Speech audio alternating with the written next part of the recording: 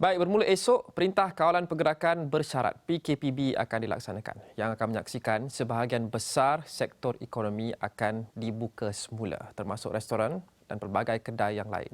Dan walaupun ramai antara kita yang mengambil berita ini dengan sebagai sesuatu yang positif, mengalu-alukan berita ini, khasnya mereka yang pendapatan telah pun terjejas kerana PKP sebelum ini. Ada dalam kalangan kita juga yang masih lagi merasa sedikit khawatir dan resah apabila kita membuka kembali semua ataupun hampir semua sektor ekonomi, ia akan memburukkan kembali penularan COVID-19 di negara kita. Jadi adakah pembukaan semula hampir ke semua sektor ekonomi kita bermula esok suatu idea yang baik? Dan apa yang boleh anda lakukan dan keluarga untuk memastikan kita tidak mengalami gelombang COVID-19 yang baru selepas esok? Saya mahu berbincang dengan saudari Nadiah Wan. Beliau menyertai saya melalui Skype sekarang. Nadiah Wan berkelulusan sarjana sains dalam kesihatan awam dan nutrisi di London School of Hygiene and Tropical Medicine dan kini adalah Ketua Pegawai Eksekutif Thomson Hospital Kota Damansara. Dan Nadiah juga merupakan antara yang menyokong PKPB ataupun sebahagian besar sektor ekonomi dibuka semula bermula esok. Okey Nadiah, daripada perspektif perubatan dan penjagaan kesihatan, mengapa Nadiah merasakan keputusan untuk membuka semula ekonomi esok adalah keputusan yang bagus dan bukan kita mengambil risiko? Seperti yang dikatakan oleh Datuk DG semalam, saya rasa penggubah polisi negara sentiasa perlu mempertimbangkan risiko kesihatan dan risiko sosioekonomi. Tujuan MCO sebenarnya adalah untuk melandaikan keluk jangkitan supaya sistem kesihatan dapat menampung dan merawat kesemua pesakit COVID yang terjangkit dan bukannya untuk menghapuskan COVID di Malaysia. Dan kita telah berjaya, keluk jangkitan yang tinggi sudah dapat dilandaikan. Kapasiti sistem kesihatan masih ada dengan hanya 30% utilisasi dan kapasiti melakukan penyaringan juga akan meningkat dengan kemasukan rapid test kit antigen dari Korea. Pengawalan sempadan tetap dijalankan dan dengan ini kriteria yang dikeluarkan oleh WHO pula sudah dapat dicapai oleh Malaysia. Oleh itu perhatian berubah pula kepada impak sosioekonomi. Tiada masa yang betul untuk membuka semula ekonomi sebenarnya kerana sudah tentu akan ada kluster jangkitan yang akan timbul di masa hadapan. Selagi tiada vaksin untuk mencegah COVID, kita semua perlu hidup dengan risiko COVID-19 di mana kita hidup dengan penyakit lain seperti denggi. Tindakan penguatkuasaan kerajaan sangat penting tetapi perlu serta dengan amalan pencegahan dari individu, syarikat dan masyarakat. Contohnya denggi. Setiap bulan Kementerian Kesihatan mengeluarkan statistik denggi untuk memantau penularan wabak ini.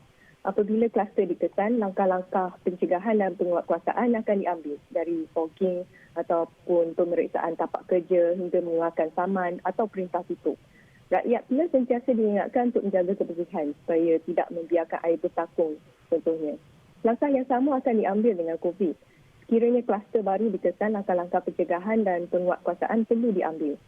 Seperti yang dimaklumkan DG, PKPB atau EMCO akan dilaksanakan di kawasan-kawasan kluster baru supaya langkah-langkah sewajarnya seperti saringan dan isolasi boleh diambil. Ada juga hukuman saman dan sebagainya yang mungkin dikenakan kepada pihak majikan. Bezanya adalah kerana COVID ini disebarkan melalui vektor manusia dan bukan nyamuk. Jadi risiko merebak adalah lebih tinggi. Oleh itu langkah-langkah ini perlu diambil dengan jauh lebih pantas. Ini mungkin merupakan cabaran yang perlu diatasi oleh kerajaan, majikan dan masyarakat yang mungkin memerlukan pemikiran inovatif dan aplikasi teknologi. Nadia, kenyataan yang dibuat tadi iaitu kita perlu belajar untuk hidup dengan COVID sebagaimana kita belajar untuk hidup dengan penyakit lain seperti denggi dan ini juga dinyatakan oleh individu seperti penasihat kesihatan kepada Perdana Menteri Tan Sri Jemilah Mahmud. Tetapi adakah kita boleh membandingkan COVID-19 dengan denggi? Sudah tentu kedua-dua virus ini, kedua-dua penyakit ini agak berbeza. COVID-19 sangat mudah berjangkit. Adakah kita boleh membandingkan COVID dengan penyakit seperti denggi? Seperti yang saya katakan tadi, perebakan COVID ini akan menjadi lebih pantas kerana manusia merupakan vektor dan bukannya nyamuk. Tapi prinsip untuk dari segi kesihatan awam untuk mengawal pandemik adalah sama, iaitu kita tidak boleh mengurung seluruh masyarakat untuk jangka masa yang panjang dan apabila kita membuka semula ekonomi akan berlaku kluster-kluster kecil infection ya. Jadi langkah yang paling penting adalah pemantauan dan juga mengambil langkah-langkah pencegahan dan juga pengesanan rapi yang pantas dan rawatan. Itulah yang kita dapat lakukan setakat ini selagi tiada vaksin untuk COVID-19. Jadi Nadia, ramai akan kembali ke tempat kerja esok dan Ketua Pengarah Kesihatan Datuk Dr. Nur Hisham Abdullah juga berkata mulai esok tanggungjawab untuk membendung COVID-19 sudah jatuh banyak kepada majikan dan syarikat. Adakah kita mengambil risiko dengan mempercayai majikan sepenuhnya untuk melakukan semua langkah yang perlu setiap hari untuk mengelakkan COVID-19 menular kembali? Saya rasa ini merupakan satu tanggungjawab dan amanah yang besar untuk majikan ini. Kerajaan telah mengeluarkan SOP yang berkenaan. Cuma saya percaya langkah seterusnya perlu diambil untuk mewartakan undang-undang dan hukuman yang diambil supaya majikan terus mengikuti SOP ini. Semasa PKP ini, undang-undang darurat boleh digunakan untuk mengenakan hukuman kepada mereka yang melanggar, termasuk majikan. Tetapi buat jangka masa yang panjang, tentunya kita perlukan undang-undang ini untuk diubah dan diluluskan di Parlimen. Tetapi pihak majikan juga patut lihat ke best practice yang ada di negara lain untuk dijadikan garis panduan dan bukannya bergantung kepada komunikasi kerajaan sahaja. Hakikatnya penyelidikan tentang COVID ini sentiasa berkembang dan menjadi tanggungjawab kita semua untuk mendidik diri untuk mengamalkan yang terbaik. Selepas ekonomi dibuka semula esok, Nadia, kita menjangkakan dan Nadia juga ada sebut dalam satu bentuk bahawa kita mungkin menjangkakan ada kluster-kluster kecil dan ada small spikes yang akan timbul bergerak ke hadapan. Adakah ini memang dijangka akan berlaku dan jikalau ada small spikes, kenaikan kes baru secara mendadak tetapi sedikit dan sporadically, bagaimana kita mahu tahu sama ada kita sudah boleh mula panik ataupun tidak, ataupun apa benchmark yang normal untuk small spikes itu?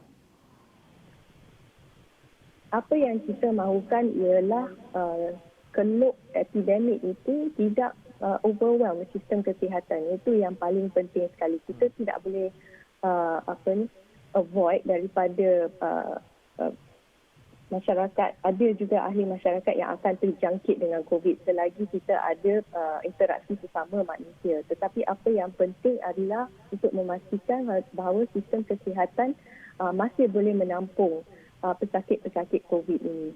Jadi yang paling penting saya rasa untuk jangka masa yang panjang ialah tidak mustahil dalam masa 2 tahun ini sebelum vaksin keluar, kita akan melalui kitaran MCO. Cycles of MCO, ya, apabila datang spike yang terlalu tinggi dan kita melalui model epidemiologi menjangkakan bahawa bilangan pesakit akan overwhelm ataupun mengancam kapasiti sistem kesihatan, MCO akan dilaksanakan. Dan harapan kita adalah supaya dengan pemantauan dan penguatkuasaan kerajaan bersama dengan amalan gaya hidup baru masyarakat, kes-kes yang timbul akan terhad dan berjaya dikesan dan dirawat dengan segera supaya tidak mencapai level yang alarming lah.